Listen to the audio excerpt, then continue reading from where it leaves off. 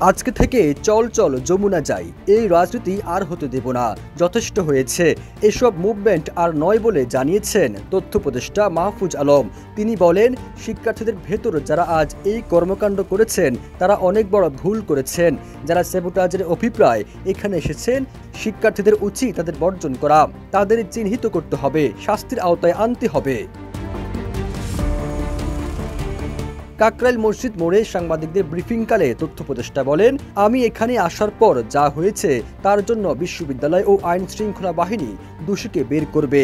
আরেকটি বিষয় হলো, একটি অংশ রয়েছে আন্দোলনে যাদের আমরা স্যাবোটুর মনে করি, যারা নাশকতা কুটাঘাত করার জন্য বিভিন্ন আন্দোলনে ঢুকে। আমি তাদের নাম আজ আর উল্লেখ করব না। গত ৮ মাস থেকে তারা একজন ব্যক্তির পেছনে লেগে আছে। তিনি বলেন, মিডিয়া ও প্রশাসনের দায়িত্ব তাদের পরিচয় খুঁজে বের করা। খুঁজলে দেখবেন একটি গ্রুপকে পাওয়া যাবে।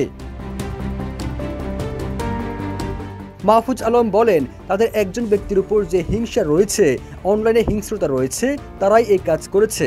আমি কারো নাম বলবো না, আমি জানি না, কিন্তু সন্দেহ জানিয়ে রাখলাম। জগন্নাথ বিশ্ববিদ্যালয়ের আন্দোলনরত শিক্ষার্থীদের সঙ্গে কথা বলতে বুধবার রাতে কাকরাইল মসজিদের সামনে গিয়েছিলেন উপদেষ্টা মাহফুজ আলম। সেখানে কথা বলার এক পর্যায়ে তাকে লক্ষ্য করে একটি প্লাস্টিকের পানির বোতল ছুঁড়ে মারা হয়।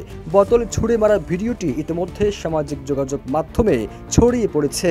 ভিডিওতে দেখা যায়, আন্দোলনকারী শিক্ষার্থীদের সঙ্গে কথা বলার সময় ভিড়ের মধ্যে এক যুবক বোতল ছুঁড়ে মারে।